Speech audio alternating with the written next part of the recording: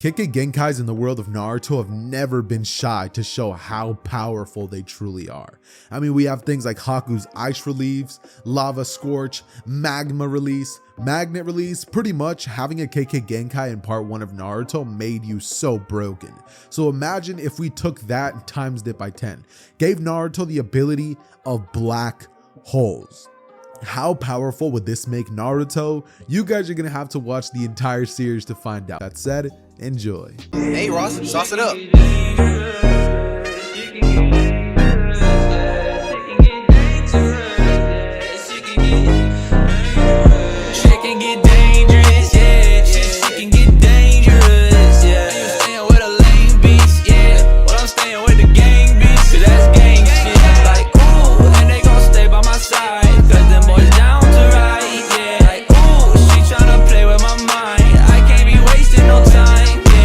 We started the story off in the perspective of Hinata. Now, Hinata would have just been chilling, forming a snow angel on the ground when suddenly a group of 5 boys walked by. They immediately start saying awful comments such as, "Ugh, what is you wearing?" And another one would like, "Not even that, look at her eyes." Another one would say, "Yeah, you look like a ghost, what a freak, you have no pupils." And immediately all of these kids would start spouting nonsense insults at her, just trying to get a rise out of her, right? Just to hurt her feelings, because that's just how kids are. Once they get to the age where they want to look cool in front of others, they love to put each other down to put themselves up, right? And that's what they were doing, right? They're making fun of Hinata until suddenly her knight in shining armor, Naruto Uzumaki, arrives. Now Naruto immediately, once watching the situation go down, looks towards the direction of the boys and says, "Hey, leave her alone." And the kids would look at Naruto and say, "Huh, look at that, you got the demon coming to your rescue." "Oh no, I'm so scared, it's the demon," they would say, as Naruto appears and says, "Cut it out, I just want you guys to leave her alone." They would say, "Fine, we'll leave her alone, and we'll just do to you what we were gonna do to her," as immediately they rush at Naruto and one of the little bullies would punch Naruto in the face. Then they would grab a hold of Naruto's arms and just begin pummeling him, eventually dropping him down to the ground where they would start kicking at him, and Naruto would get down in the fetal position as he tries to guard his, vital areas, right? Now, eventually a minute of this would pass and the boys would say, "Come on, let's leave him alone, he's had enough." They start walking away and Naruto gets up slowly and weakly as he says, "I'm not done." From here, one of the boys says, "Let's teach him another lesson then, guys. If he wants to sign off on his death, why should we stop him?" As from here, the boys would proceed to rush in at Naruto once more, and Naruto extends his arm out with his palm open as he says, "Stay away!" And immediately a small black orb would appear in the middle of nowhere. Now this orb would begin to expand out of nowhere, and immediately it would start pulling in the kids with such a powerful force that the kids would have no answer to it and immediately get sucked into it. This orb would begin expanding more and more as another kid would go into it. And eventually Naruto closes his hand as the orb itself would stop after having pretty much dragged the kids in and almost actually dragging Hinata in, and a bunch of trees would have actually shot into that. It would be at this moment that Hinata looks so terrified at Naruto and she would run away off to her caretaker, as Naruto would remain there and run back to his house. It would be on this day that Hinata would realize that Naruto, he's a monster. And this time around, Hinata will not love Naruto. Instead, she's going to be scared of him. She's going to think he's a freak. She's going to think that he is a demon. And what would you think if you saw somebody kill 5 kids that you knew in front of you? Regardless of whether they bullied you, I'm pretty sure you'd probably think be scared of the one who killed them, right? And that's exactly the situation that Hinata's being put in right now. She is terrified. She is so scared. And because of this, Naruto just goes home. This day would change Naruto in a way that nobody could have ever imagined. No longer would that goofy kid who would act like he wants attention be there, and instead he would be filled with a shell of himself. He would be quiet, not really be too outgoing. He can't even look at Hinata because he feels shame every time that he looks upon her. He can't even sleep at night because every time that he closes his eyes, he thinks back to that day where he took the lives of all 5 boys and nobody knew it was him. Not even Hinata said something. There would be days where Naruto wished she did so he could have the just punishment for it. But Hinata never did. Maybe it was out of fear, or maybe, just maybe, she thought that it wasn't his fault. But that doesn't matter to Naruto, as eventually Naruto would find himself in his room thinking about things deeply, until a knock at the door would be heard, and Hiruzen would walk inside as he would say, "Naruto boy, it's the day that I'm gonna give you your monthly rent, right?" And from here, Naruto would be given clothes expenses, food expenses, and the apartment that he stays in would be paid for. As Naruto looks to Hiruzen, and right as he's about to leave the the house, Naruto says, "Can I ask you something?" And Hiruzen looks to Naruto before saying, "Of course, Naruto boy." Naruto thinks to himself, do I ask him?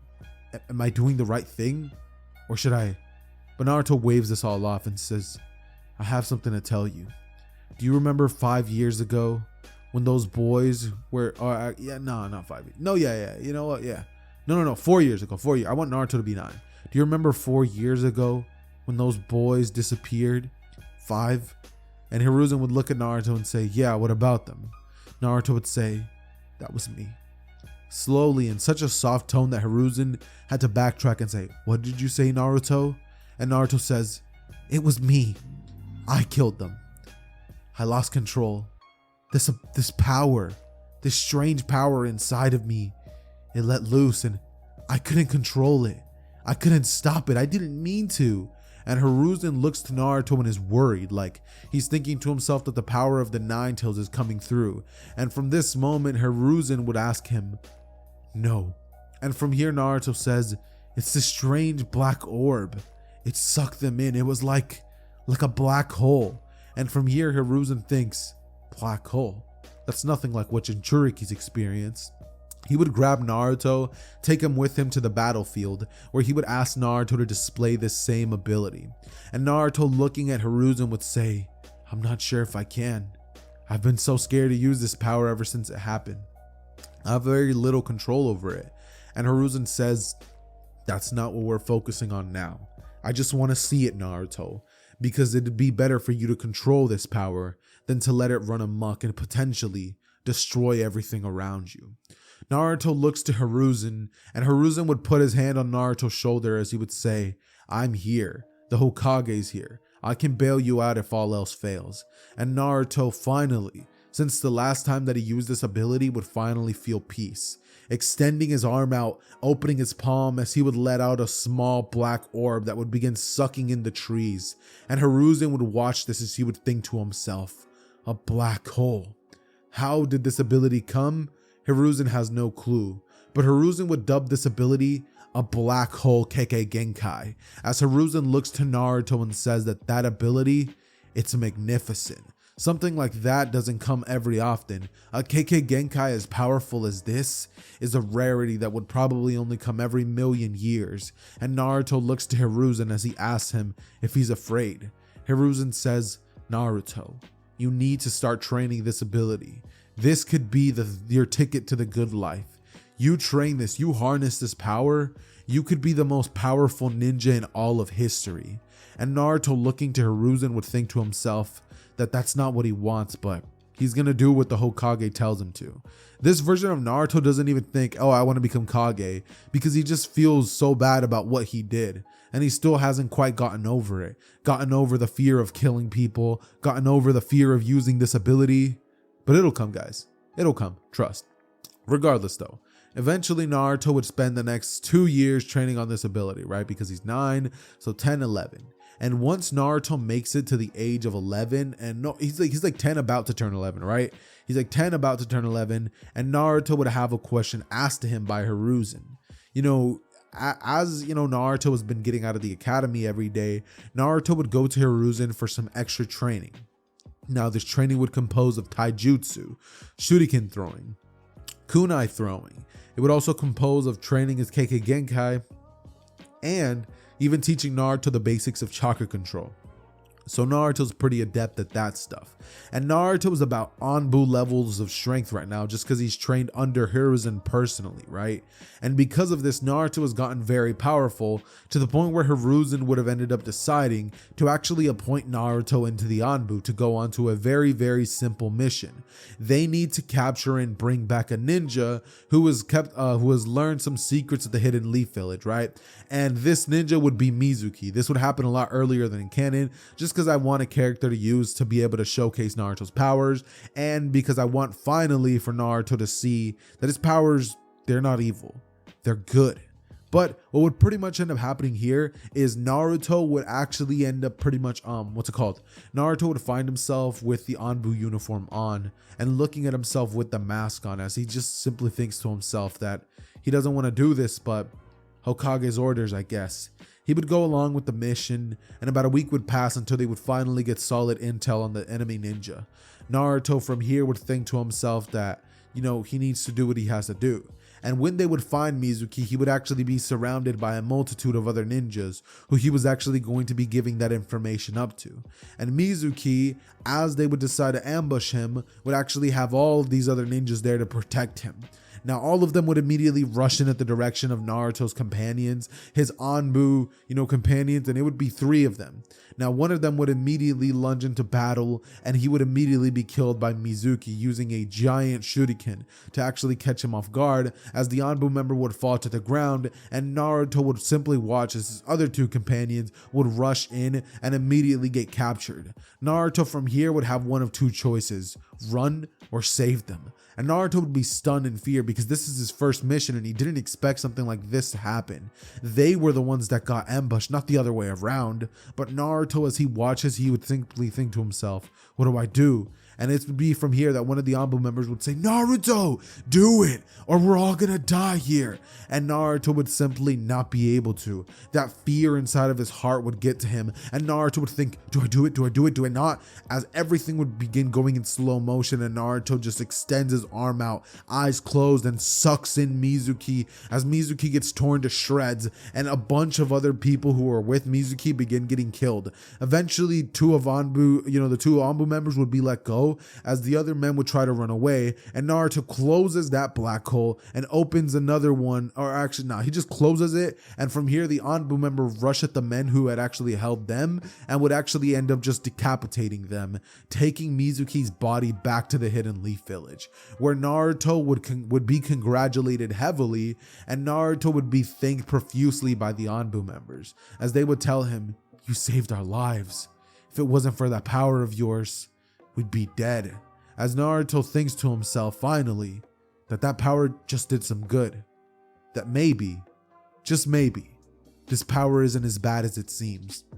But for now, Naruto returned to the village, and when he does return to the village, Naruto would get praised by Hokage, by a bunch of the Anbu members that were there, and for the following year until Naruto turns 12 years old, Naruto would spend this year pretty much working on his basic ninja skills and getting over that fear of using his black hole Kekkei Genkai, actually turning it into his biggest strength. It's kind of like other people have, their own weaknesses.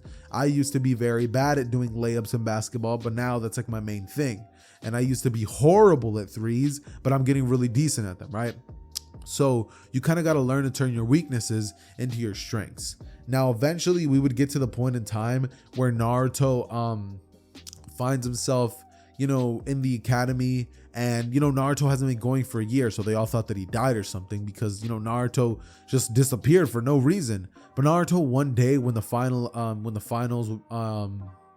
teams would be announced, would end up walking into the classroom, and Haruka would say, Naruto, you're back, as he's just like, take a seat. And from here Naruto does, as Haruka would say, all right, so the teams of this year is gonna be Team 7, Sasuke Uchiha, Sakura Haruno, and Naruto Uzumaki. As Naruto looks to the direction of Sasuke and Sakura looks to Naruto thinking to herself that that's Naruto? He looks a lot different than before. Naruto's hair would be long in fashion, and he would have it down, not spiked up. He would kind of just brush it down. Eventually his hair learned to just stay that way, and that's how Naruto likes to keep his look. he also just likes to wear a basic plain black hoodie with black pants and, you know, the casual, you know, shinobi like slides that they have, like the sandals or shoes or whatever, right? And Naruto just enters the classroom, and, you know, from here, they would just have to sit there and wait for Kakashi to arrive. Now, when Kakashi does, they would do their introductions, and once taken care of that, Naruto would proceed to, you know, just go out and leave the area, considering that his introduction would simply consist of, I have a dream to become powerful and control my abilities to save the world. And from here, you know, Sasuke's, you know, he's still an emo, and Sakura, you know, she's a trash bag, so, and yeah, they continue on with their days, right? They all go off and they try to do their own things, and depending on who they are, it would depend on what they do. Naruto would go off on a mission, a very, very quick one indeed, which would just be delivering our scroll, something he could do between nighttime, come back, get a couple of hours of rest, considering that the team captain is Kakashi, and so he would do that. The next day after returning from the mission, Naruto would be tired, so when Kakashi was taking his time arriving and they had like an extra 3 hours before he got there, Naruto just passes out by a tree stump, as eventually he would be awoken by Kakashi, who would wave in front of him and be like, Naruto, Naruto. And from here, Naruto wakes up as he's like, and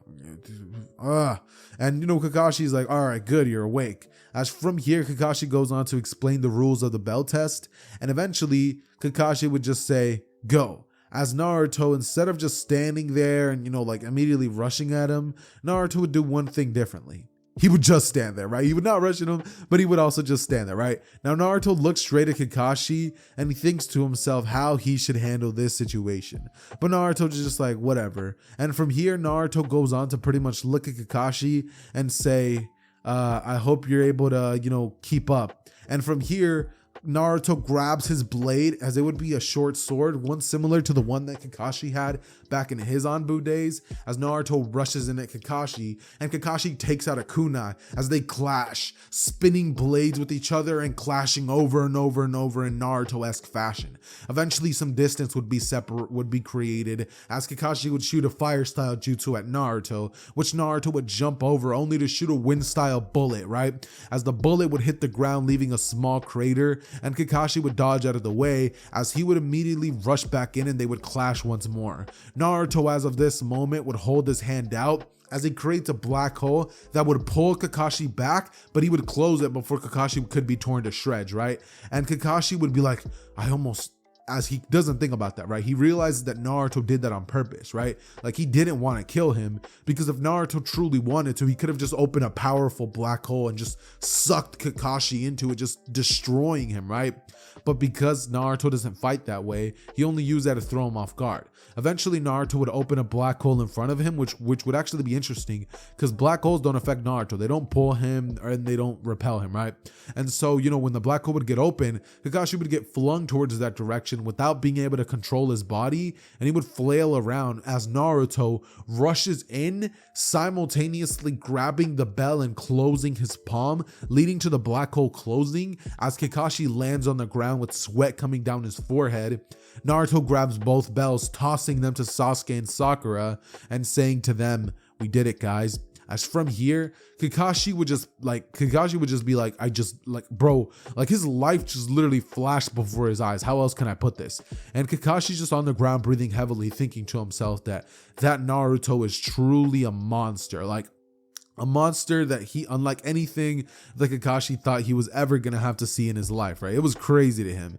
But what would pretty much end up happening from here is that Naruto would end up finding himself in a strange situation, because now, you know, once Kakashi wakes up, Kakashi would think to himself that while Naruto is powerful enough to be a Jonin at this point, the other team members didn't do a thing. Sasuke didn't even come down and, at the very minimum, shoot a fire style. So Kakashi thinks to himself that maybe they might not be allowed to class. But Naruto did give them the bells and was willing to go back to the academy for them. So ultimately, Kakashi ends up passing them and truly does tell them the whole point of this exercise, which was, drumroll please,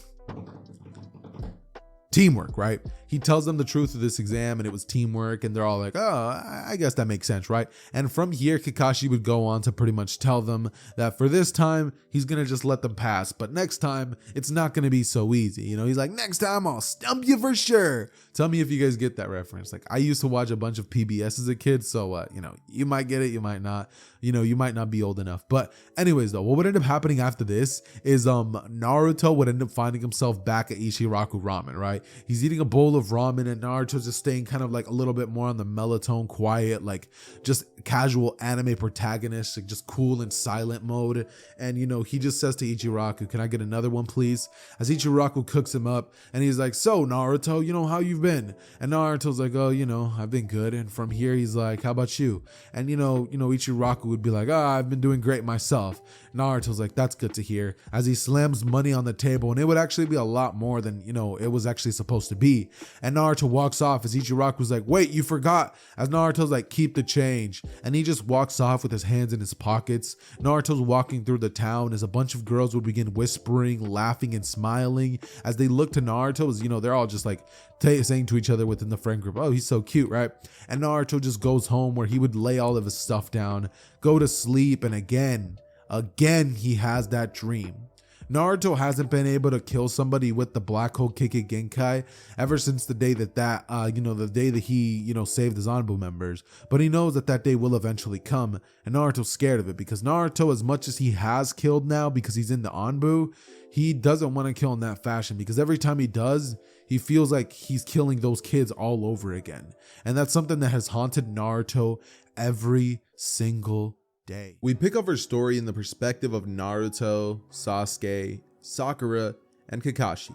Now, they would be inside of the office of Hiruzen, and Hiruzen would pretty much just be flipping through his desk. You know, he has a stack of papers in front of him, and then he puts them on the desk, right? Then he takes a hit of his pipe just to make this a little bit more realistic, you know what I'm saying? And then he proceeds to say, Team 7, Kakashi, I have one question for you today, and that's the only reason I brought you guys in here. Kakashi's like, what is it, Lord Hokage? And from here, Hiruzen says, you guys have completed 3 weeks worthy of D rank missions, and you still haven't asked for a C rank or B rank mission. Do you not think your team is quite ready for that, or what seems to be the issue? And Kakashi would say that none of his squad members have actually said anything, so he figured that, you know, it didn't really matter to them. And from here, Hiruzen stated that that's pretty interesting. He would then go on to say that considering that he himself is a Jonin and Naruto has levels of strength comparable to that as well, he thinks that they're ready for, at the bare minimum, a C rank mission to B rank mission. And so he has actually assigned them to a C rank mission to escort the bridge builder Tazuna back to the land of waves. Kakashi, once hearing that, would think to himself, oh, alright, that's fine. And the team would then nod, you know, with Sakura thinking, ja, finally, I've been wanting another mission. And Sasuke just thinking to himself that, you know, he's actually also been wanting another mission, with Naruto not really complaining, considering that, you know, he's already been on hard missions, you know. And as much as it is boring to capture cats and walk old ladies down the street and, you know, get people's groceries, it's not worse than having to travel for days and days and days and days and weeks to try to complete a mission. So Naruto was actually just fine with it, but whatever the Hokage says is what he's gonna do. And so the team would pretty much end up preparing themselves for the mission of escorting Tazuna back to the land of waves. And what would pretty much end up happening is we would get a fast forward to the day where they're all meeting at the you know, the village gates, right? Now, the journey starts just like every other journey, and about 30 minutes into their walk, they would actually be ambushed by the Demon Brothers, right? Now, obviously, it would start off with a genjutsu that the Demon Brothers would have placed, creating a puddle, you know, to make them think that there's nothing there, and then immediately rushing towards the direction of Kakashi, right? Now, they tear him to shreds in the eyes of the team, except for Naruto, who would have known that Kakashi substituted himself. And what would pretty much end up happening after this is that Naruto would rush in there knowing what it's like to actually deal with these threats, and would immediately, grabbing 2 kunais, would just slash in the air. Now, both Demon Brothers would fall straight to the ground as if like their entire movement and time just had stopped and just flat. Like, could you imagine watching somebody run towards you and then just straight out of nowhere it just stops and they fall onto the floor? Now, when they hit the floor, it would have made a loud thud, and suddenly you could see blood just dripping out, right? Now, Sakura would have had to look away to keep herself from throwing up, and Sasuke would think to himself how Naruto was able to do that without breaking a sweat. He was able to do that like killing somebody and made it look so easy. Sasuke would think to himself that Naruto's just like him. And he would think back to his brother Itachi and the Uchiha massacre, but he would continue on with the mission as Kakashi would end up arriving and would tell Naruto that he should have let them live, to know the true purpose of this mission. Then Naruto goes, oh, the true purpose of this mission? That man right there is lying. He points to Tazuna, and Tazuna would be like, what? What do you mean? And Naruto would say, you've been lying ever since we got to the village and ever since you put the rank of this mission in.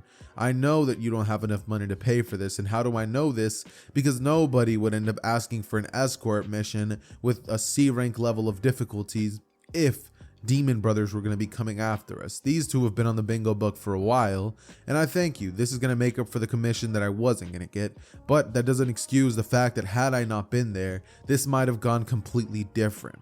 You need to not lie next time, but for now, seeing as myself and Kakashi are here, we can complete the mission easily.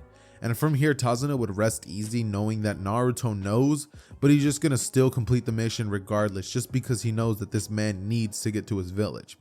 Naruto would then go on to ask Tazuna why he needs to get to the village in the first place, and Tazuna would tell him the true sob story of what it is that, Tazuna is really doing, right?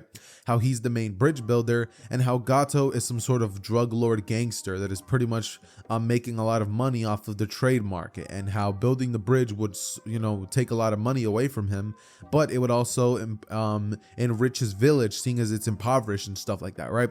And Naruto, hearing all of this from Tazuna, would realize that, Tazuna, even though he didn't go about it the right way, he has pure motive. So Naruto respects him. And Sasuke and Sakura, hearing this, would both eagerly also respect, Tazuna, because he's not doing anything wrong, you know what I mean? Like, he's trying to save his village at the end of the day. So what are they going to do? Not protect him? Anyways, though, they would continue on with the mission, and what would pretty much end up happening after this is that Naruto would end up pretty much finally sensing a strange presence, right? Now, this is when Tazuna would be like, what's going on? Like, why are we stopping? Because the whole team just stops, right? And then Kakashi would say, duck, as everybody does so, and a gigantic sword would just come flying in, right? Now, we all know this is Tazuna. But Tazuna's sword, or Zabuza, we know that this is Zabuza, but Zabuza's sword would pretty much come flying in and it would hit a stump of a tree, right? Now, Zabuza stands on top of the sword and would stare daggers at Kakashi, as Naruto would think to himself that that's Zabuza Momoichi, right? And, Kakashi would look onto him as, Zabuza says the name of, Kakashi the copycat ninja and all that stuff. And from here, Kakashi and Zabuza's battle would go down just like it does in canon, right? Except Naruto would simply be watching this and be on standby in case Kakashi needs any sort of assistance, right? And so what would pretty much end up happening is we would get the same OG fight with Kakashi still getting captured by Zabuza. However, this time around, once Kakashi does get captured, Naruto would be the one to tell Kakashi how he could have been so careless, right? And Naruto begins to start running on water, right? As Zabuza sees that and he's like, Genin shouldn't be able to run on. As Naruto would get closer and closer and open a black hole in front of Zabuza, which would pull him away from the water bubble, causing Zabuza not to be able to keep Kakashi restrained, which would give Kakashi enough time to get out, breathe, and then get back into combat stance. And now Zabuza's in the middle of a very, very not so good jumping session, right? And Naruto from here looks to Zabuza and says that he didn't exactly pick the best fight ever, right? Now Zabuza looks to both of them as he grabs his sword and would say that he's gonna finish his mission, whatever it takes, as he would signal, Haku! And from here, Haku would end up pretty much making his presence known as he enters the battlefield, and he would look towards the direction of the kid Naruto, with Zabuza saying, handle the brat.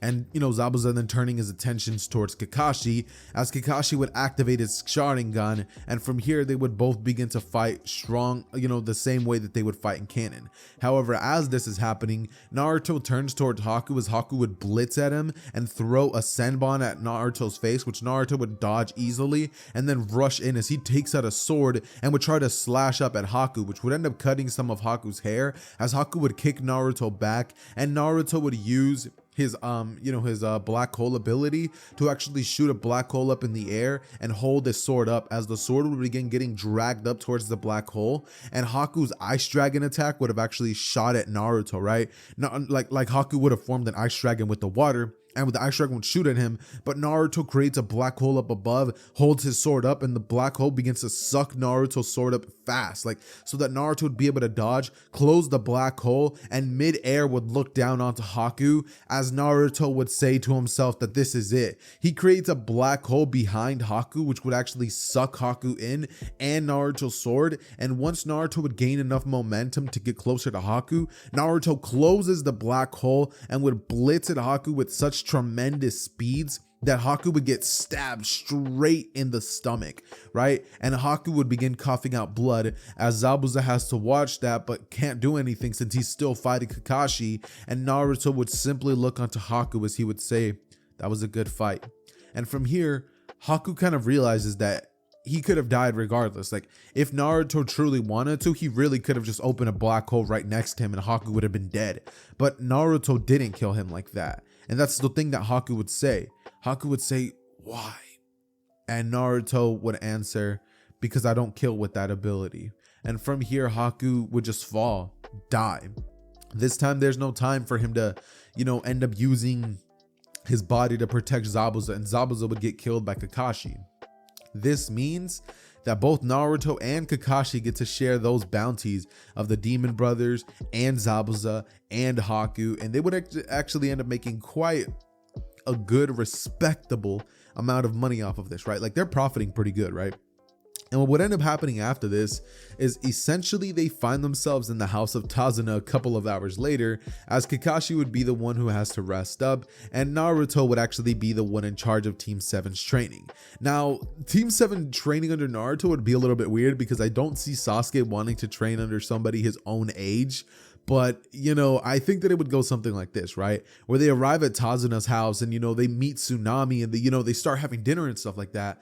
But I see Inari being the bratty little kid that he is, telling them that, they have no hope in, defeating Gato and his men. And, Tazuna would then speak up and be like, "Well, just so you know, Haku, I'm almost positive that we'll be fine this time around."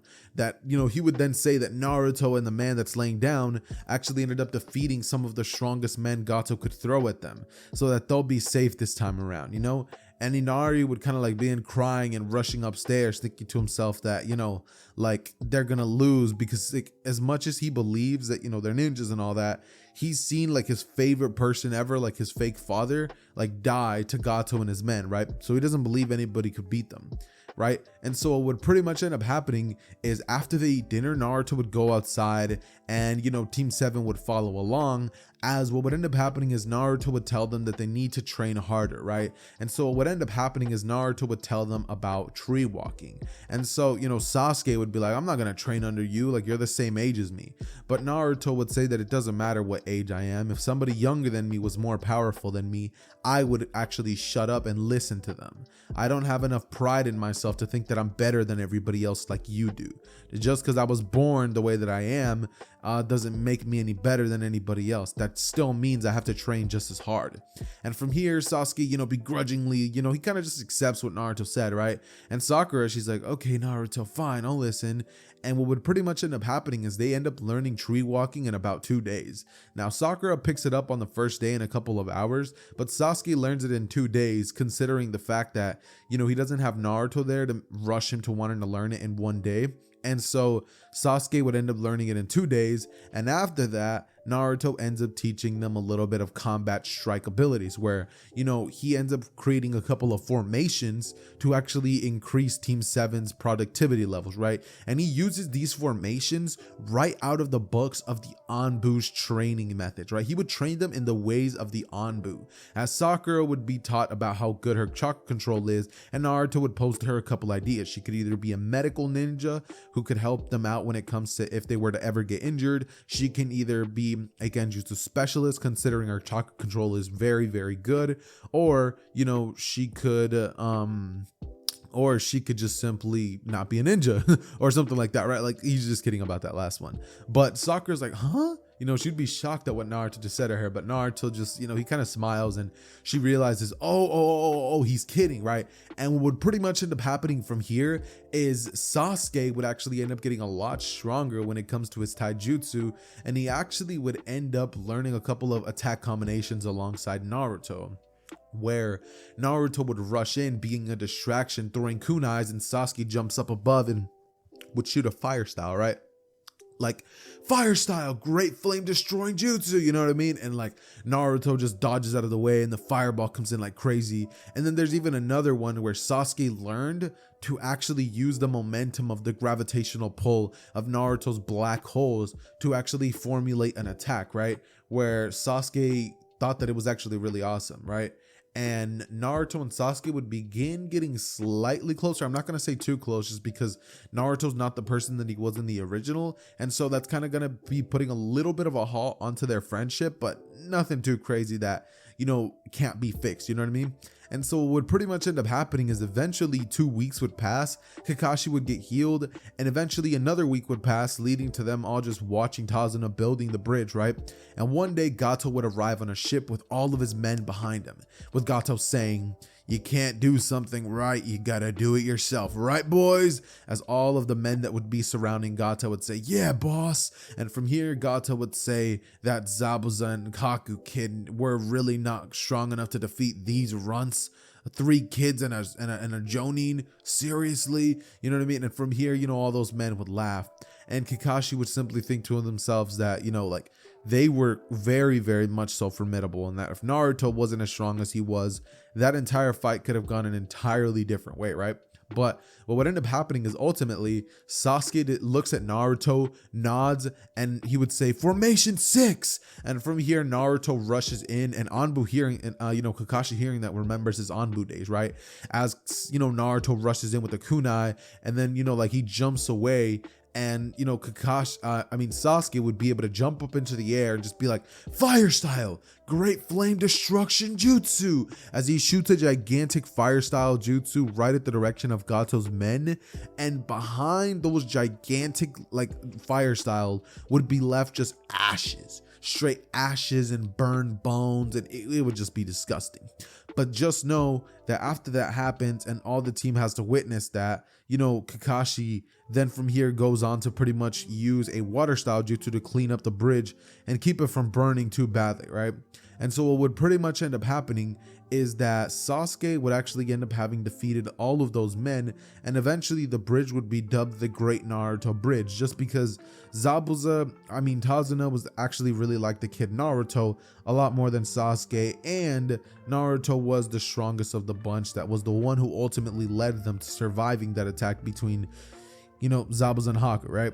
And so what would pretty much end up happening from here is Team 7 returns right back to the village, and they would actually be informed about the Chunin exams. However, they don't get informed by Kakashi, but instead by Hiruzen, who, would have actually told Naruto, and Naruto would have told the team earlier once, they ended up bumping into team, the team Sand, right, from the Sand Village, when they ended up watching Konohamaru kind of get picked on by Kankuro. Now, Naruto being Naruto would still save Konohamaru, but they don't have the same bond that they do in the original. He kind of only saved him because he knows that Hiruzen is his, grandfather, right? And Naruto, knowing, the Hokage, he's like, "I don't really want a full-out war to start just because you hurt the Hokage's grandson."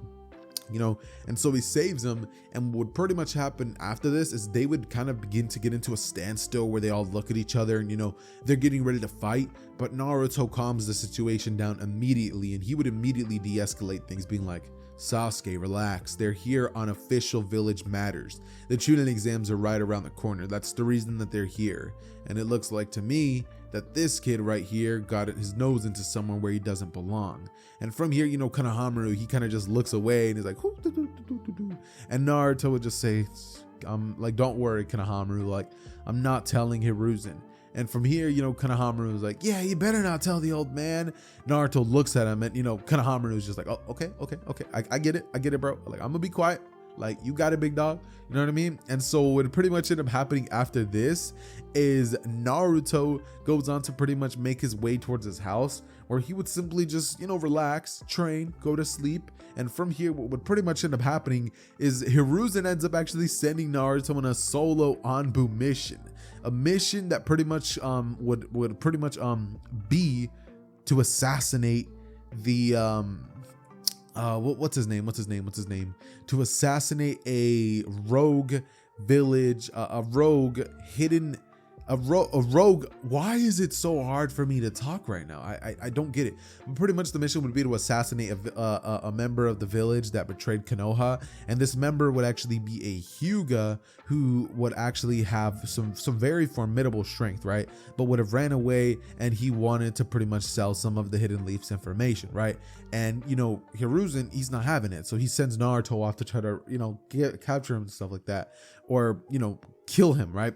And so what would pretty much end up happening is that in the dead of night, Naruto ends up having to go after this man, and he would use his tracking abilities, which he would have used in the Anbu, to immediately end up catching up to this man, as this man would activate the Byakugan and say that he does not wish to fight him, right? And that he just simply wants to escape the Hidden Leaf Village, that place is not for him. Like, it's a lot darker than it seems. And Naruto would simply look at him and say that it doesn't matter how dark it is, that's still his home, and he can't abandon the Hyuga village or go and pretty much be the reason that the Byakugan gets out there, right? And so what would pretty much end up happening is that man would say, you don't know what they've done. The Uchiha clan, they were wiped out by the... And right as he's about to say that, Naruto would just be like, enough, as he throws a kunai straight at the throat of the Hyuga clan member. And what would pretty much end up happening is the Hyuga clan member uses the rotation ability and would say, if you're not willing to listen, then I'm gonna have to take you down to find my own freedom. And from here, Naruto looks at him and would simply say, you can try. They immediately start the battle off by rushing in at each other, and Naruto, not wanting to waste any time whatsoever, would throw a kunai straight at the direction of the Hyuga clan member, and a black hole like a pretty decent distance away that would actually cause the man to get sucked in towards that direction, not being able to control his movements because his arms, legs, and body are literally all getting dragged to one singular point. And the kunai itself would also be getting like pushed that way, right? So the Hyuga clan member can't dodge at all. He can't form the rotation or anything. And Naruto's kunai just went straight to the direction of the Hyuga clan member's throat, right? And so immediately Naruto like turns on the black hole and off. Like, I don't think you guys understand how fast Naruto does this. Like, black hole on, black hole off. Like, it's literally instantaneous how fast Naruto has to do it for these movements to work. Because if it was like 3 seconds, the people would already get sucked into the black holes. But what would end up happening is, because the kunai's trajectory would be so on point, the kunai would end up going straight through the guy's neck, or so Naruto would think. But because this member is a Hyuga clan member, he's able to see everything happening and would slightly be able to move his neck out of the way, causing for his neck to pretty much start like getting nicked, and like for a little bit of blood to pretty much start dripping out a little bit, but nothing vital got hit. He would proceed to hold his hand over his throat and be like, you don't understand, kid. That village, it's keeping dark secrets. As from here, he starts stumbling and the blood just starts like spouting out everywhere. And Naruto just watches as the member just falls onto the ground. And Naruto would think to himself that, it's not for him to decide whether it's dark or not. And, Naruto's like, I hold dark secrets, but, that doesn't mean that people get to call me dark or anything like that. And so Naruto just thinks to himself, it's whatever. He grabs the body and takes it back to the village, knowing that the Chunin exams is the next day. Eventually, what ends up happening is Naruto finds himself in the Chunin exams tower, right?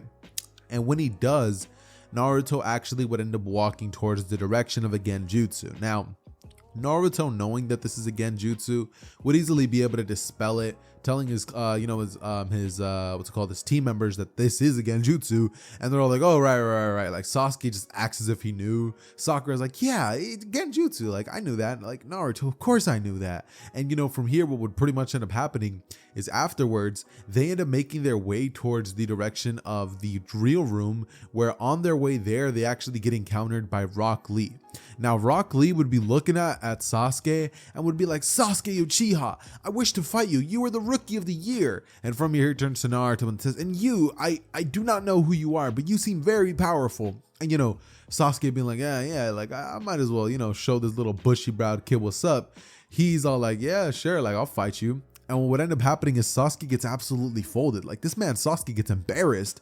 Bro literally gets his ass beat in front of the girl who likes him. And then that same girl proceeds to reject the guy who beat Sasuke's ass. It's crazy, but it happens. Like Lee took an ultimate L here. Like he literally beat the bro's ass and then still got rejected. Like, bro, she really loves him. Like that's how Sakura loves him. Like bro literally got beat up in front of her, But regardless, that's not for me to decide. But anyways, what pretty much happens after this is they make their way towards the exam room and they pass. Okay, I really don't like this part. It's really cool to watch because it's like, wow, it's like really interesting, the dynamics of the Chunin exams test part. But to explain a test, that's boring. And I know you guys don't want to hear that. So skipping over to the area where Anko comes crashing in through the window, she's like, all right, maggots, you guys all need to line up and get together. Meet me outside. And, all of them go outside and, Anko begins to explain the rules of the Chunin exams. And from here, right towards the end, she's all like, all right, sign these real quick. And everybody's like, what are these for? And Anko just goes, oh, these are just some slips to pretty much say that if you guys die, then we're not liable. And some of the contestants would be like, hey, yo, like, what do you mean if we die? Like, we can die? And she's like, yeah, but you can still not participate if you want. So a bunch of the people who are like, yo, I'm not trying to die, they end up stepping out. And those are the smart ones. Because imagine being like a filler character and not stepping out, right? Like me personally, I'm stepping out too. Like I would be in such a bad mood if I ended up encountering somebody like Gaara or even Team 7, right? Because number one, Gaara, he's crazy, he's bloodlusted. Number two, we also got Orochimaru there. What if he encounters me and tries to like touch me or something? And then we got Sasuke with the curse mark, who's probably gonna go crazy and try to break my arms. Like I'm good off that, bro. I'm good off that, little bro. But anyways, what pretty much ends up happening is like they make it into the forest, right? Naruto goes off to take a leak, right? Like we're good so far, right? I haven't lost y'all. I probably lost you. But anyways, like they're pretty much doing their journey, right? And what ends up happening is like they eventually like all like split up and a gigantic snake just comes rushing in at Naruto, right? Now this snake is massive. Like this snake is literally the same size as something big that I have, right? It's like pretty big. And that would be my desk, right? Like I have a pretty big desk, but that's besides the point. And what pretty much ends up happening at this point is that the snake will rush Naruto, right? Now Naruto is like, I'm not dealing with this, and he just like immediately black hole on top of the snake. Now this black hole sucks the snake in, and some trees that would be there in that area would get sucked in as well, right? And this snake would just proceed to get like literally eaten by the black hole, as that black hole would grow massive in size, and Naruto just closes it. He closes it immediately.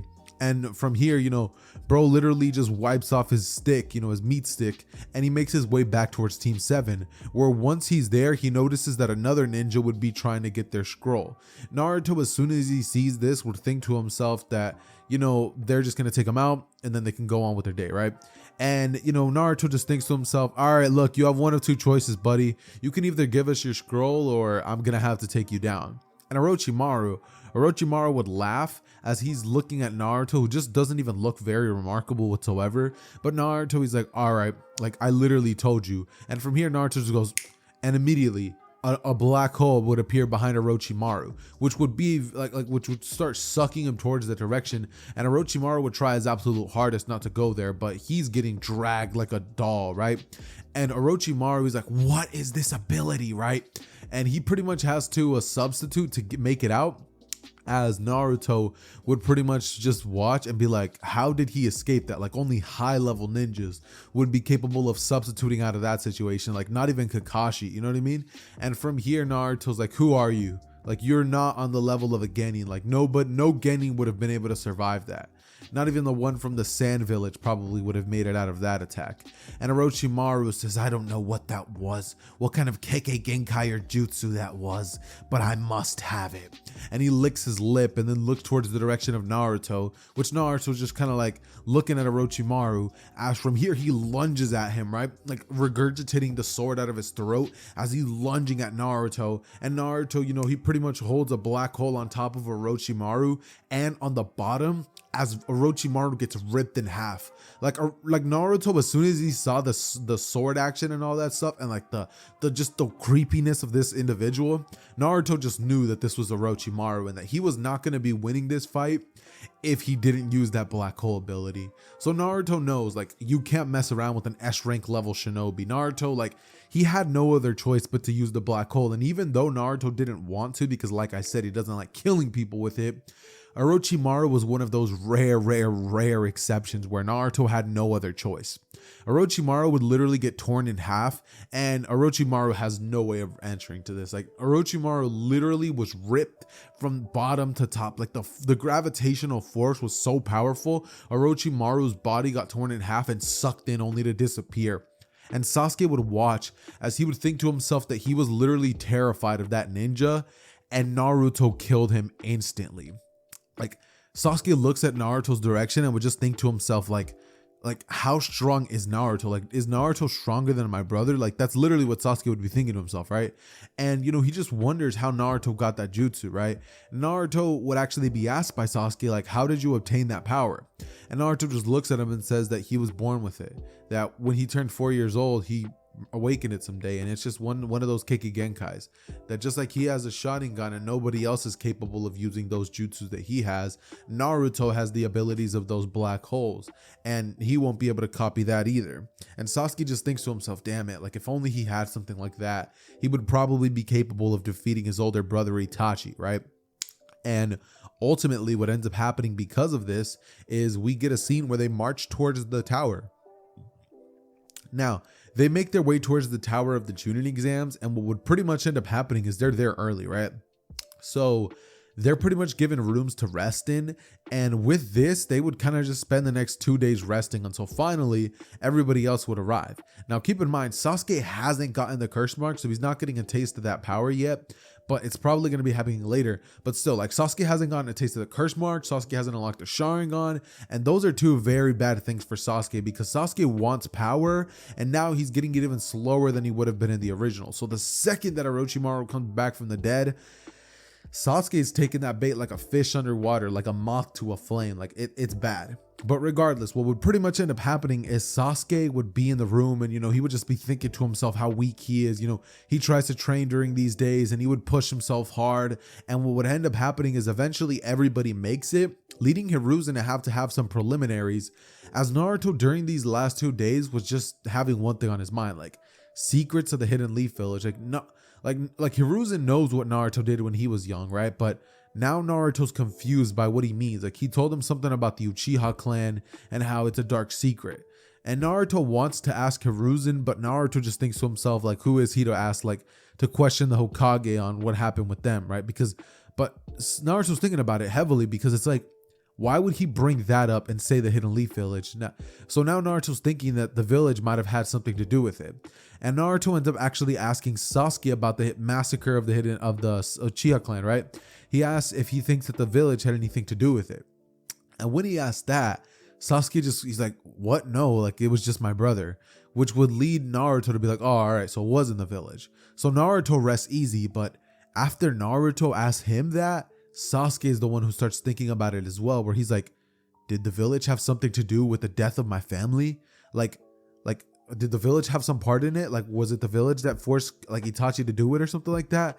And that's what Sasuke would be thinking, but he would disregard that because it's like, his brother's evil. Like, there's no other option to that, right? Like, his brother said he just wanted to test the limits of his strength. And, you know, Sasuke's now kind of like, was it the village? But most of him is just telling him, nah, like, Itachi's scum, Itachi's garbage. Like, it wasn't even the village. Like, it had to have been, like, Itachi. Like, it was all Itachi. And, you know, Sasuke just kind of pins it down to it was all Itachi, and there could be no other explanations. And so that's pretty much what Sasuke ends up going with, right? And what ends up happening following this is eventually the preliminary battles would start and Naruto versus Kiba would be the first battle up.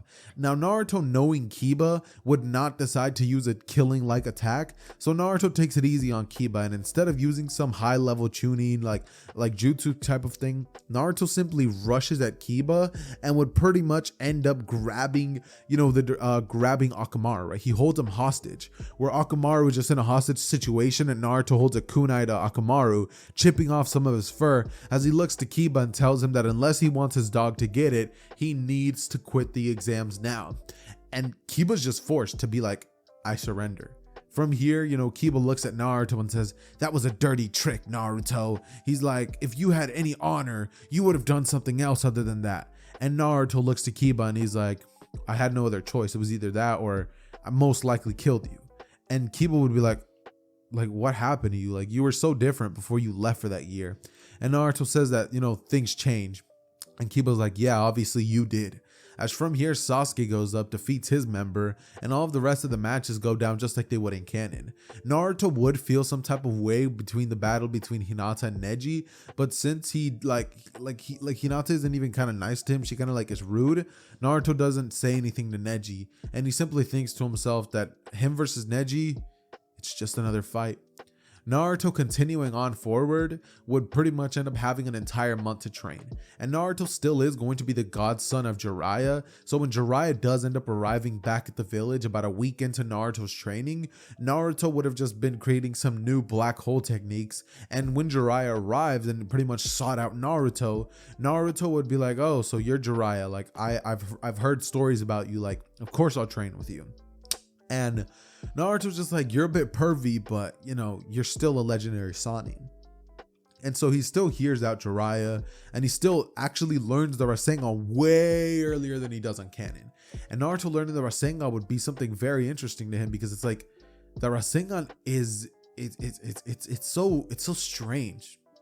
Like, Naruto would have never expected an attack like that to be a thing, but now Naruto's going to be able to use that in tandem with his black hole abilities to maybe create something like powerful, where he can create a sort of black hole Rasengan, right? Where it would be like, if he hits you with the Rasengan, like you just get absorbed into it, like a close range black hole, right? Something like that. He's just thinking, or I don't know. But basically, bottom line is Naruto is capable of, getting a lot stronger, and he does learn the summoning jutsu from Jiraiya, which would also be another benefit that, Naruto does get from training with Jiraiya. And what would end up happening because of this is Naruto would actually continue on getting stronger and stronger and stronger by the day. And during the time that he would actually be training during the exams, Naruto makes his way towards the training area, right? And when Naruto's in the training area, he kind of is just wandering around as he sees this girl like picking flowers. Now Naruto would be like, is that Ino? And Ino just looks at Naruto and, she waves and smiles. And, she kind of just looks away quickly as Naruto turns to Ino, and he would think to himself like, what's she doing picking flowers? Until Naruto remembers, oh right, her family owns a flower shop. And, Ino would just continue looking at Naruto, and Naruto walks over there asking her, like what she's up to. Ino's like, oh, just picking some flowers, for me, for my personal collection. And Naruto's like, that's pretty neat. Like, are they special or something? And Ino just goes on a full ramble talking about flowers, with Naruto like not caring, but pretending to care, right? And from here, Ino then like looks at him and says, what are you doing? And Naruto says that he was coming over here to train. Ino says she should probably be doing some of that as well, considering she lost to Sakura. And Naruto says that she shouldn't be ashamed, that he was actually responsible for training Sakura up to that level. Ino would look at him and be like, really? So could you maybe do some of that for me? And she starts using her quote unquote feminine charm to rizz up Naruto, making him want to train her, right? And Ino just kind of looks at the direction of Deku, and she would just like kind of start immediately like implying like, oh, like if you help me, I could help you out, you know what I mean? And Naruto's like, I don't know what you mean by that, but like, I'll help you. And Naruto and Ino pretty much start training for an entire like five days, right? And during those 5 days, Naruto and Ino would actually get close to each other, where Naruto would feel comfortable enough to tell Ino about, how the fact that he changed and, he hasn't really been the same since the day that he killed those 5 kids, right? And now that they're both ninjas, Ino would be like, that's heavy, but you shouldn't like judge yourself for that. Like you had no control over it. Like, let's say I mind transferred into somebody and then I never was able to get back into my body. That's not my fault. Like, I didn't know how to control the ability. You know what I mean? Like, let's say I killed somebody by accident with my powers. I wouldn't stop using it and like think that I can't use it ever again just because of that. Like, you have to learn, grow, and become stronger. It's your trump card. And Naruto says that he knows that, but he still hasn't quite gotten over it. And Ino, she sits over him and she's like, oh, well, you should get over it. Like, it shouldn't define who you are that you killed people like when you were a kid. Like, now we're ninjas. Like, we do that all the time, and we have to learn to not let that hold us back. Like, we live in that kind of world, and it's either be killed or get killed out here. And Naruto thinks about that, and he kind of remembers how those kids, like, they were gonna kill him, so why should he feel bad for being the one who killed them, right? It was either them or him, and he made that choice. It wasn't an easy choice, but Naruto had to make that choice, right? And Naruto starts thinking about that alongside Ino, and he would pretty much end up thanking her for that like low-key realization. As Ino actually started liking Naruto during this time, and eventually we would find ourselves in the stadium as Naruto would be facing off against Neji. Now, Neji, who would actually be there, would pretty much just be in the ring, right? And he looks to Naruto with a cheesy smirk on his face as he says, "You should quit right now that you're up, right? Because now you're finally going to be put in your place, Naruto. Like, it's your destiny to lose to me. I'm a prodigy and you're a nobody." As from here, Naruto says, "I'm not too sure about that." And Neji immediately starts the battle off by trying to get closer to Naruto, but Naruto would create a black hole that would just keep like Neji at bay, where he like pulls Neji back so far that he's at the edge of the stadium, and even the people in the crowd would have actually gotten pulled slightly by that black hole, right? Or actually not heavily, but Naruto was able to turn it off so fast that they didn't get like dragged down into the stadium, right? And so what pretty much ends up happening is Neji would question what that ability is, right?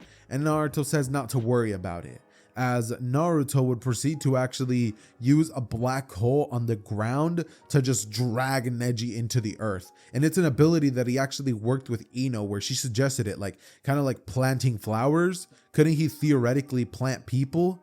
And Naruto found it so funny that he and Ino worked on it, and he literally planted Ino into the ground using a black hole to drag her into the earth, to like pretty much drive her into it and just keep her like stuck in it. And that's what he did to Neji. From here, he just looked at Neji and said, "Do you give up?" And like, keep in mind, Neji is in the earth, just unable to move completely. Like, he literally can't do a thing. So Neji just literally has to quit, because there's no if, and, or buts about it. Neji just lost.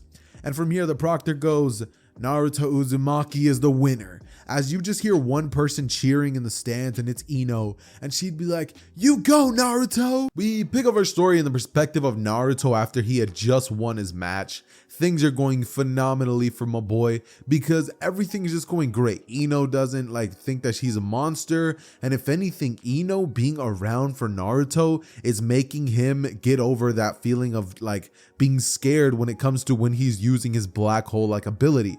He is slowly starting to get over that sense of like fear that he has with it, and he's starting to actually think that it's a cool ability because of how many times Ino cheers for him, and just how much when Ino's on his mind, that feeling of, oh, like, I might kill, and those 5 kids just gets over it. Like, Ino was the one person who helped him get over that tragedy. And, Ino just tells him that, those kids deserved it at that point. They picked on him, and Naruto didn't even mean to do it. So at the end of the day, it's nobody's fault.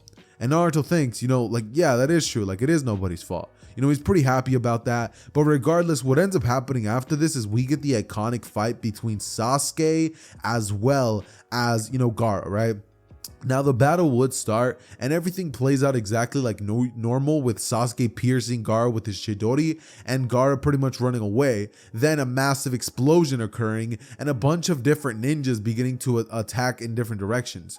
Naruto, noticing something, realizes that Gaara's running off, as well as both Sand siblings, and Hiruzen is actually in the midst of getting attacked by the Hokage of the Sand Village, or so Naruto would think. Naruto would immediately create 3 mud clones that would chase after Gaara, and from here he would lunge over towards the direction of where Hiruzen's at the top. Here is where the ninjas that are on Orochimaru's side, the Sound 4, would create the unbreachable barrier. However, before Naruto can get inside, it would be up, and Naruto would just think to himself he doesn't have time for this. So it creates a mini black hole that would suck up that matter of that jutsu, and Naruto would create an opening. As you know, eventually that opening Naruto created would be sealed back up by the Sound 4, who would pump more chakra into it, and Naruto would be inside along with Hiruzen. And Orochimaru, just looking at Naruto, would think to himself that, you know, this is going to be a lot harder.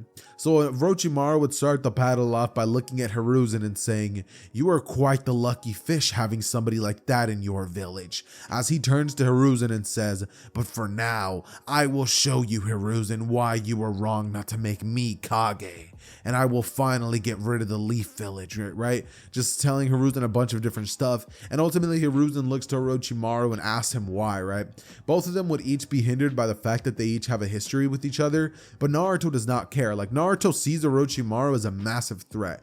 And before Orochimaru even gets the chance to whip out the coffins and try to do that situation where he summons this, the first and second Kage, Naruto's like, nope, not letting it happen. And so immediately Naruto turns to Orochimaru and would just say that he told him not to come back once again. And Orochimaru is just like, "You can't stop this," with Naruto saying, "I can." As from here, Naruto goes on a blitz towards the direction of Orochimaru, and Orochimaru, who would be stunned, would not be able to react, as Naruto would create a black hole Rasengan in his hand, midway running towards Orochimaru, which would actually begin to suck in both Hiruzen and Orochimaru. But since Naruto's more close to Orochimaru, it's pulling him closer way faster. And as such, Orochimaru would get hit with the Rasengan as it proceeds to tear Orochimaru up and suck him into it entirely, using the black flash Rasengan without the flash, obviously. So black Rasengan, which is just a black hole in his hand with the properties of the Rasengan, right? And it's really dope because Orochimaru literally got erased from existence. But, you know, of course he could come back because pieces of him were left behind by curse marks. And because of this, Orochimaru has some semblance of a chance of coming back. But because he pretty much dies, the Sound 4 would immediately retreat, and Hiruzen would just stand there utterly shocked at what Naruto just did. As we switch our perspectives over to the Naruto who chased after Gaara, and Naruto's not playing around. Like, Naruto's been an Anbu, so killing people who are trying to damage his village is not something that Naruto has never done before. As soon as he encounters Kankuro, and Kankuro would, you know, be like, "I'm not letting you get closer to Gaara," Naruto would say, like, "Who said I'm gonna let you pick?" And from here, Naruto creates a black hole behind Kankuro, which would suck in his puppets. And from here, Kankuro literally has no other way of fighting. There's no puppets. So, you know, he tries to, like, pretty much use his strings to make Naruto be the one that he controls, but Naruto's not having it, right? And he blitzes at Kankuro, knocks him out, and then rushes at Temari, as Temari whips out her fan and says that she wishes she didn't have to do this to such a cute guy. And Naruto looks to her, and he was actually about to hit her with the black hole and just straight get rid of her. But he's like, "You know what? You called me cute. I'm gonna let it slide." And from here, like, my bro just says, "Look, listen here, I'm gonna let you live." And he blitzes at her, and, you know, he hits her with a pretty powerful attack, and he would knock her out, right? And after this, he makes it to Gaara, which Gaara is already pretty much partially transformed, and Sasuke would be about to hit him with a not a Rasengan, sorry, but a Chidori, right? Now, Sasuke trying to hit Gaara with the Chidori would be a lot harder because of the mere fact that this time around Sasuke's what's it called, Sharingan aren't exactly as developed as they would be in the original Chunin examples. I think that by this point they were already 2 Tomoe, but this time it would be 1 Tomoe and 2 Tomoe in the other eye. So Sasuke has a little bit of a harder time controlling the Chidori and all that stuff, and more chakra drain, he's less adept to the Chidori, but regardless, that's not the point. Naruto comes in and saves Sasuke, because I'm gonna be honest, Sasuke was gonna die if it wasn't for Naruto coming in. Black hole to yank Sasuke away. Gaara misses and also begins getting yanked towards it as Naruto opens a black hole inside of Gaara, which just tears him apart. And Naruto looks to Sasuke as he would say that he had no idea what he was getting into, that Gaara really could have torn him limb from limb. Sasuke looks at Naruto and says he didn't need saving, and Naruto says that from his perspective it looked like he needed all of the saving in the world. In fact, maybe he actually needed the Hokage here to save him as well. And Sasuke grits his teeth, thinking to himself, if only he had more power. But seeing as Orochimaru won't be reappearing for a while, it's gonna be a little bit hard for that.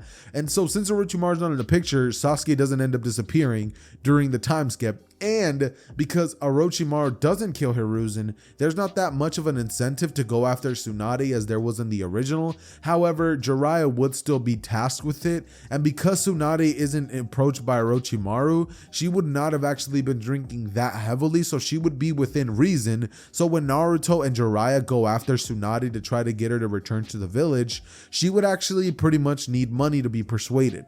And so the village would offer that, and Tsunade would end up returning. Because Naruto this time around could not care less about being Kage, he really doesn't care when Tsunade disrespects the Kages, and he only does kind of flinch a bit when she disrespects Hiruzen, right?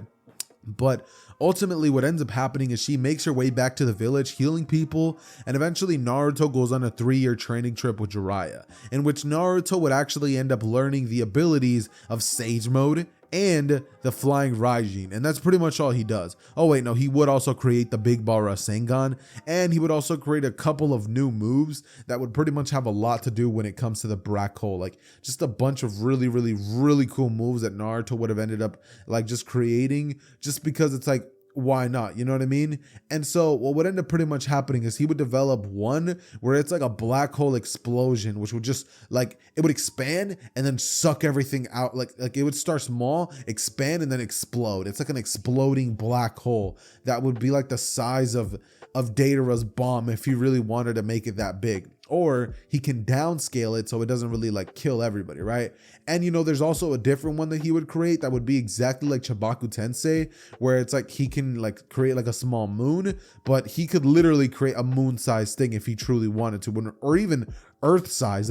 His black holes are so powerful, he truly could form an entire new Earth with the things that are out in space, just the dirt particles and all that stuff. So Naruto, when I tell you guys that Naruto is broken, y'all better believe me, because I'm gonna tell y'all right now, there's not a single person in the Naruto storyline that is stopping Naruto with a black hole Kekkei Genkai.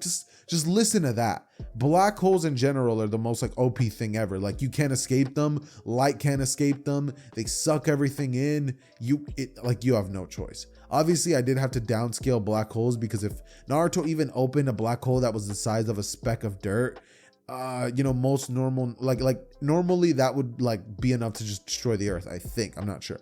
But because, I need to downscale the ability and make it a Kekkei Genkai, I didn't make it even a third as potent, right? It's not even 1/16 as potent if he, at the beginning, because if it was, he would have literally destroyed Earth. But, I digress. Continuing on with the story though, we do find ourselves in a new situation in which Naruto this time around is actually going to have to come up with, new things, because Naruto has been hearing quite a couple of things regarding a group called the Akatsuki. And so 2 years into his training trip, Naruto decides that he wants to handle these so-called Akatsukis. And the first 2 people that Naruto goes after would be these 2 guys, one of them having gray hair by the name of Hidan, some sort of immortal, and Kakazu. And the battle would actually be a 2-on-2, since obviously Jiraiya is there and Naruto would be hunting them down. And so what would be happening is we would get a scene in which Naruto and Jiraiya pull up on the Akatsuki after they had just captured a tailed beast, and they would pretty much end up telling them that, you know, their whole Akatsuki thing, it's done. Like their whole thing as an Akatsuki, it's done for now that Naruto's here. And Naruto starts the battle off immediately by creating a black hole that sucks Kakuzu in 4 different directions, like 4 black holes that all just split him. Like it literally destroys him anatomically. And Kakuzu would immediately die as Hidan's entire body would go flying into it, and Jiraiya would have ended up cutting Hidan's head off, right? Which would lead Naruto to watch as he thinks that Hidan's dead, but Hidan would just be like, hey, how was my body there? Naruto's like, what? And you know, from here, Jiraiya's like, oh, he probably has some sort of strange jutsu that keeps him alive. And Naruto was just like actually like freaking out. He's like, how? Like, bro, this makes no sense. Like, how is bro still alive? Like, this is not okay. You know what I mean? It's really not. It's not okay. Like, how would you feel if you saw a floating head? But, you know, I digress. Continuing on with the story, what pretty much ends up happening is he goes after the next group of Akatsuki, which would be Sasori and Deidara. Now, when it comes to these two, Naruto would think to himself that Jiraiya should just stay home, right? They've gathered enough intel, and Naruto just wants to go handle this by himself and use a move that might actually catch Jiraiya in the crossfire if he's not careful. And so that's exactly what Naruto would do. Naruto would start off the battle by approaching Sasori and Deidara in a wasteland, right? They had just captured another tailed beast, and they're like in an area so many miles away from anybody, right? And Naruto just thinks to himself, like, I'm by myself. There's no reason for me to, to stop or anything. So he arrives on the Akatsuki, and Sasori says, it's a stupid decision to come on 2 Akatsuki members. We know what happened between Kakuzu and Hidan, but those were the weakest. We will not be so weak. And Naruto says, oh, I think that you'll find that I'm just so strong that you might as well be so weak. And from here, Naruto goes on to create a small black hole in the center of the room, as that black hole would expand rapidly as it sucks in everything. And, you know, Sasori and even like Deidara would be trying to like stay away. Like they're trying their absolute hardest. And eventually, as soon as everybody gets sucked in, the black hole like reverses itself, begins expanding to a size never seen before, and it just collapses, leaving behind a crater as big as the Grand Canyon, so large in fact that it would be so similar to, you know, when Meliodas loses all control and he creates the hole that would be left behind in, you know, the town that he used to live in, right? The Dragonson of Wrath hole, right?